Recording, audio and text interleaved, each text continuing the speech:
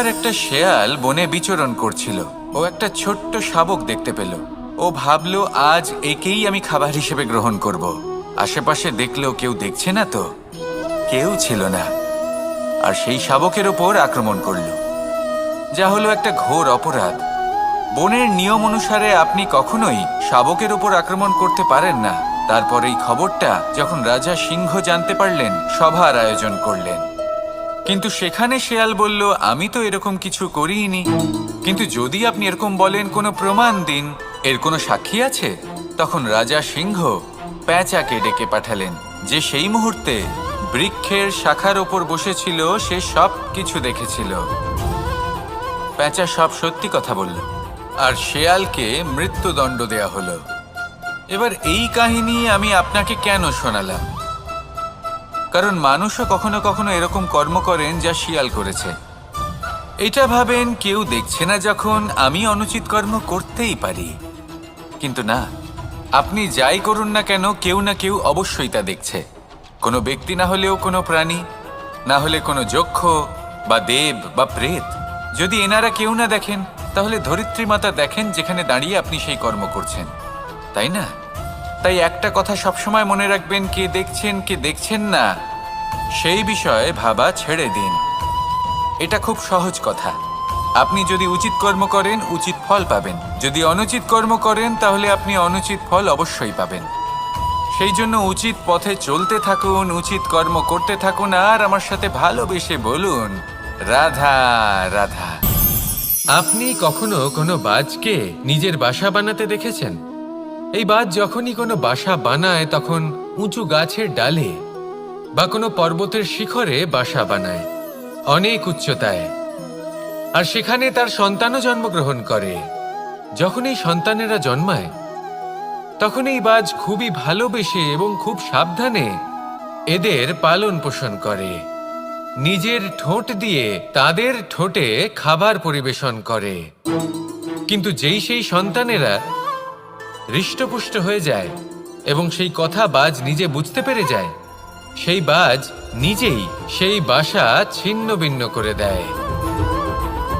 সেই সন্তান যাদের সবেমাত্র ডানা গজিয়েছে, কিভাবে উড়তে হয় তারা জানে না, সেই সন্তানগুলিকে উচ্চতা থেকে ঠেলে দেয়।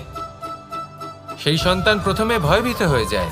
তারা সামনে মৃত্যুকে দেখতে পেয়ে ভয়ের কারণে তাদের ডানা ঝাপটাতে থাকে।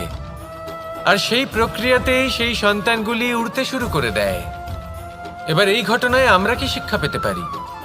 এটাই, যদি আপনি মাতা পিতা হন, তাহলে নিজের সন্তানকে অবশ্যই স্নেহ করুন, কিন্তু তাদেরকে নিজের আঁচলের তলায় বেঁধে রাখবেন না।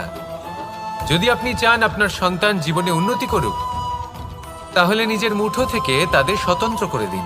এই সংসারে সংঘর্ষ করতে দিন। সেই সন্তান নিজেই বুঝতে পারবে যে জন্মের সময় পাওয়া ডানা কি করে ব্যবহার করতে হয়। আর আপনার চোখের সামনে আপনার সন্তান এই আকাশে উড়তে থাকবে। তাহলে আসুন আমার সাথে ভালোবেসে বলুন, রাধা রাধা। সংসারে সবচেয়ে পবিত্র মানা হয় গঙ্গা জলকে। কখনো ভেবে দেখেছেন কেন? কারণ গঙ্গা জলের আবির্ভাব অত্যন্ত শুদ্ধ হয়, তার জন্ম শুদ্ধ হয়, যেখান থেকে তার শুরু সেটাই শুদ্ধ হয়। আর শুরুটা শুদ্ধ হওয়া অত্যন্ত আবশ্যক। আমাদের জীবনে সবই শুরু হয় আমাদের ভাবনা থেকে। নিজের ভাবনাকে শুদ্ধ রাখুন, কারণ এই ভাবনা থেকেই আবির্ভাব হয় শব্দের। আপনার শব্দ শুদ্ধ রাখুন। সংসারে, এই জীবনে নিজের ভাবনা শুভ রাখলে, শুদ্ধ করলে, আপনার মন সুপ্রসন্ন হয়ে বলবে, রাধা রাধা। মানুষ জন্মগ্রহণ করে, তার সাথে ভয়েরও জন্ম হয়। ছোটবেলা থেকেই আমাদের মনে কোনো না কোনো প্রকারের ভয় থেকেই যায়। কেউ এই বিষয়ে ভয় পায় যে তার কোনো বস্তু তার থেকে দূরে চলে যাবে। কেউ এই বিষয়ে ভয় পায় যে আমি নিজেকে হারিয়ে ফেলব। কেউ এই ভেবে ভয় পায় যে আমার প্রিয়জনেরা তারা যেন আমার থেকে দূরে না চলে যায়।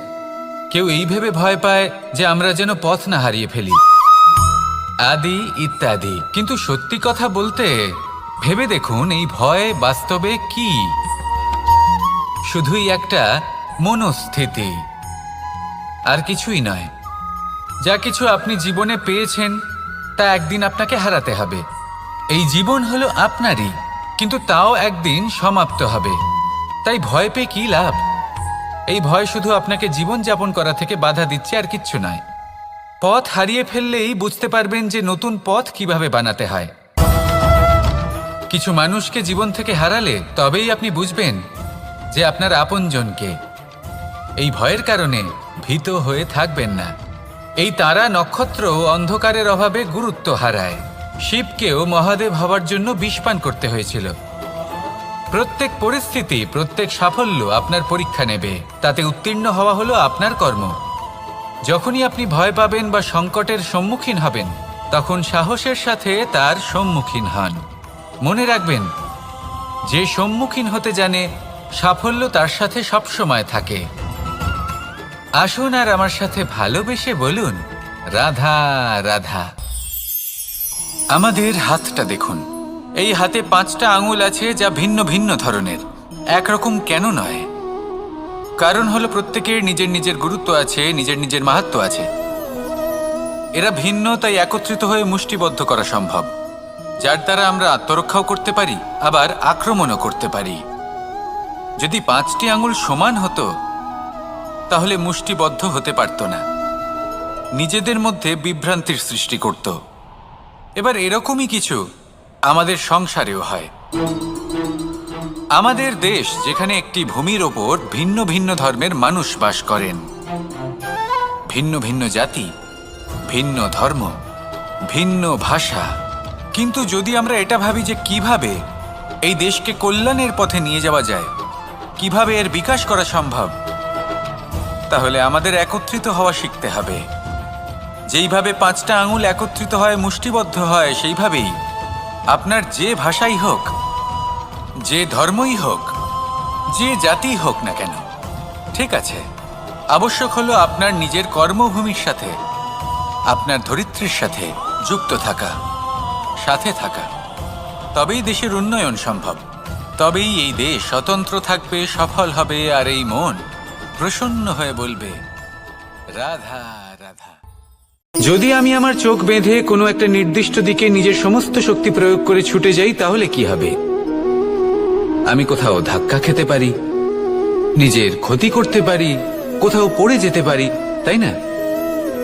অর্থাৎ এটা নিশ্চিত এই কাজ আমার করা উচিত নয়। কিন্তু আজকের দিনে প্রত্যেকটা মানুষ এই কাজই করছেন, তাই না?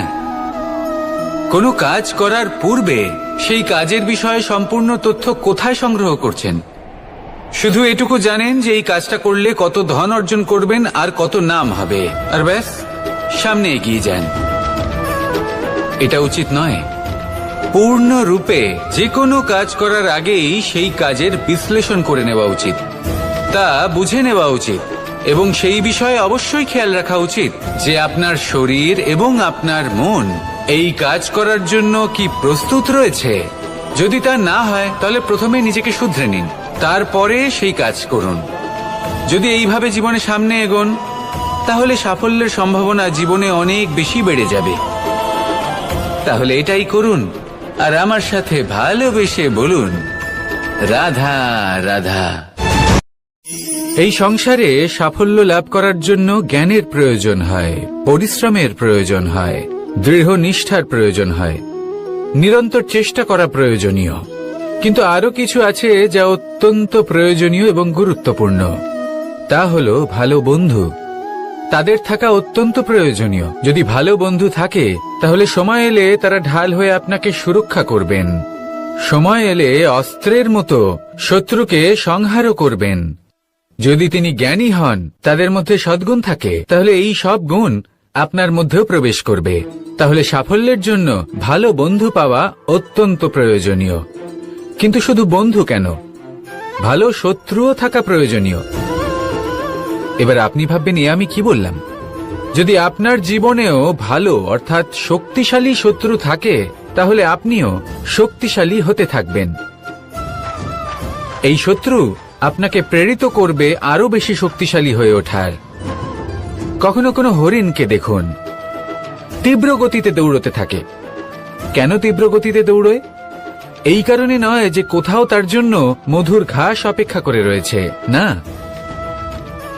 সে এই কারণে তীব্র গতিতে দৌড়য় কারণ সেটা না করলে তার পেছনে একটি সিংহ আছে যে ওকে নিজের ভোজন করে ফেলবে। তাই জীবনে বিপদ, সংকট, এই সবকিছুও হলো অত্যন্ত গুরুত্বপূর্ণ। তার সম্মুখীন হতে শিখুন আর আমার সাথে ভালোবেসে বলুন, রাধা রাধা। লক্ষ্যে পৌঁছানো অত্যন্ত কঠিন হয়। কেউ ভাবেন যে কেন এত কঠিন হয়, কেন এত কষ্ট করতে হয় লক্ষ্যে পৌঁছানোর জন্য। এই লক্ষ্য সরলভাবে কেন আমার কাছে চলে আসে না?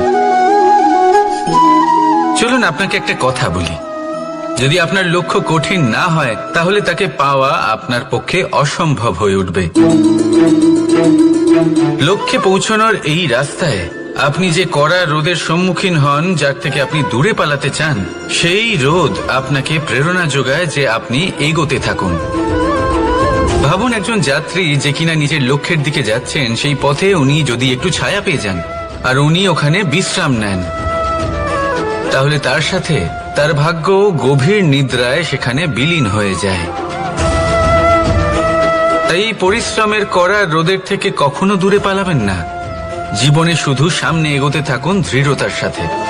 আর লক্ষ্য সরল হোক, কঠিন হোক বা অত্যাধিক কঠিন হোক, একটা কথা মনে রাখবেন, যে জীবনের লক্ষ্যে পৌঁছতে পেরেছে সে লক্ষ্য প্রাপ্তির জন্য আফসোস কখনোই করে না। রাধা রাধা। ধৈর্য, এই ধৈর্য কি কোনো গুণ, কোনো অনুভূতি, কোনো দৃষ্টিভঙ্গি? আমার জন্য ধৈর্য এক বাহন। আপনি হয়তো ভাবছেন এই কেমন বাহন? বাহন তো ঘোড়া হতে পারে, হাতি হতে পারে, উটও হতে পারে, কিন্তু ধৈর্যকে বাহন বানানো মানে? চলুন আপনাকে একটা কথা বোঝাই। পৃথিবীতে এমন কোনো বাহন নেই যে তার আরোহীকে আছড়ে ফেলেনি। সেটা উট হোক বা হাতি হোক বা ঘোড়া হোক, চলতে চলতে কখনো নড়বড় করেই বসে। তারপর সেই আরোহী পরে কারোর পায়, তারপর পরে তার নিজের নজরে। কিন্তু ধৈর্যরূপী বাহন কখনো কাউকে ফেলে না, কখনো না। না সেই আরোহী কারোর পায়ে পড়ে আর না তো নিজের নজরে। কারণ ধৈর্য আপনাকে বিবেক প্রদান করে, বিবেক আপনাকে পরিকল্পনায় সাহায্য করে, আর পরিকল্পনা প্রদান করে আপনাকে শক্তি আপনার লক্ষ্যের দিকে অগ্রসর হওয়ার। বুঝলেন? ধৈর্যকে সঙ্গে রাখুন, নিজেকে আরো ধৈর্যশীল করে তুলুন। এই ধৈর্যের সাহায্যে আরোহণ করে দেখুন কিভাবে এই বাহন আপনাকে আপনার গন্তব্যে পৌঁছে দেবে। রাধা রাধা। সংসারে এমন একটা ভ্রান্ত ধারণা রয়েছে যে সবকিছু ভাগ্যের দ্বারা পাওয়া যায়, কিন্তু ভাগ্য, প্রারব্ধ এ তো সকলের জন্যই সমান হয়। এটা তো ব্যক্তির উপরে নির্ভরশীল হয়, তার আকাঙ্ক্ষার উপরে নির্ভরশীল হয়, বাসনার উপরে নির্ভরশীল হয়, স্বভাবের উপরে নির্ভরশীল হয় যে উনি সেটা নিয়ে কি করেন। দেখুন এই প্রসাদ কিন্তু সকলকেই দেওয়া হয়, কিন্তু তা গ্রহণ করবেন কিভাবে সেটা ব্যক্তির উপরে নির্ভর করে। আপনাকে এক উদাহরণ দিই। যেমন ধরুন দুজন মানুষকে আমি একটা করে মাটির ডেলা দিলাম, সেটা নিয়ে তারা কি করবেন? একজন মানুষ তার ছোট ছোট ডেলা বানাবেন আর পথযাত্রীদের ওপরে ছুঁড়ে মারবেন, হাসি ঠাট্টা করবেন, তাদের বস্ত্র নোংরা করে দেবেন, সেটাতেই উনি আনন্দ পাবেন। অন্যদিকে দ্বিতীয় ব্যক্তি সেই মাটির ডেলা দিয়েই নিজের জন্য একটা কুঁড়ে ঘর বানাবেন। সেই কুঁড়ে ঘর যা রোদেতে, বৃষ্টিতে, ঝড়ে তাকে সুরক্ষিত রাখবে। অনুভূতি, এই অনুভূতি বদলাতে শিখুন। এই অনুভূতি অত্যন্ত গুরুত্বপূর্ণ। ভালোবাসাতেও এই অনুভূতি হলো অত্যন্ত গুরুত্বপূর্ণ। ভালোবাসা সে বন্ধুর সাথে হোক, মা বাবার সাথে হোক, ভাই বোনের সাথে হোক, স্ত্রীর সাথে হোক, যে কারোর সাথে হোক। মনে রাখবেন, এই হলো সেই অনুভূতি যা আপনার ভাগ্য নির্ধারণ করে থাকে। তাহলে আসুন আমার সাথে প্রেমের অনুভূতি নিয়ে বলুন, রাধা রাধা।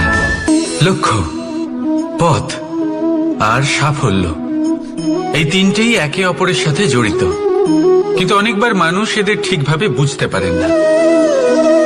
তারা ভাবেন যে যেরকম লক্ষ্য হবে সেরকমই পথ হবে, সেই মতোই লক্ষ্য কঠিন হলে পথ কঠিন হবে, লক্ষ্য সরল হলে পথও সরল হবে। যদি আপনাকে আসল সত্যের সাথে অবগত করাই, তাহলে দেখবেন সবকিছুই এর উল্টো। লক্ষ্য নিজের পথ বানায় না, পথ সেটাই যেটা আপনি স্বয়ং নির্বাচন করে আপনি নিজে বানান। সেই অনুসারেই আপনি আপনার লক্ষ্যে পৌঁছতে পারবেন। সেই জন্য জীবনে যখনই লক্ষ্যে পৌঁছানোর পথের বিষয়ে আপনি কোনো সিদ্ধান্ত নেবেন, তাহলে তা ভেবে চিন্তে নেবেন, কারণ এই পথ অত্যন্ত গুরুত্বপূর্ণ। পথ যদি শুভ হয়, তাহলে লক্ষ্য আপনা থেকেই শুভ হয়ে যায়। তাহলে আসুন আমার সাথে ভালোবেসে বলুন, রাধা রাধা।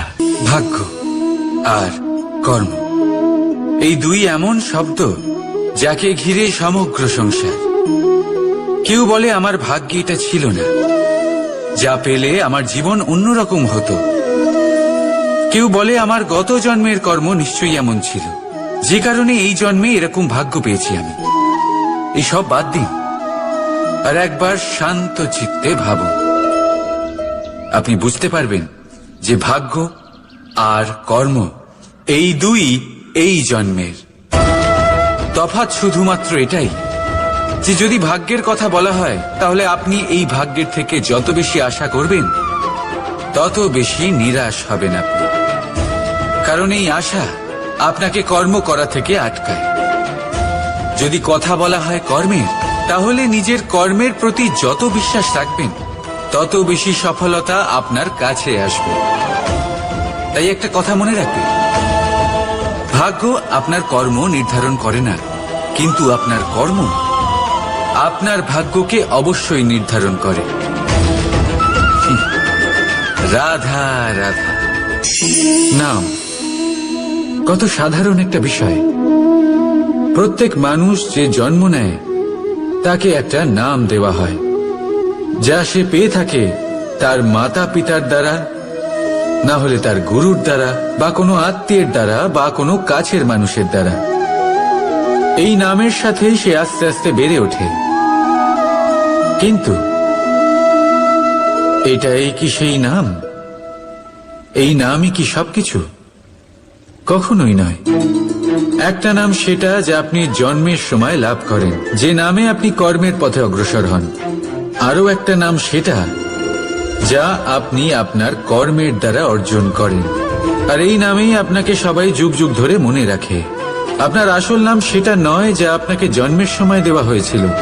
আপনার আসল নাম সেটা যেটা আপনি আপনার কর্ম দ্বারা লাভ করেছেন, কারণ সেই লাভের পেছনে প্রচুর প্রয়াস লুকিয়ে থাকে, অনেক পরিশ্রম লুকিয়ে থাকে।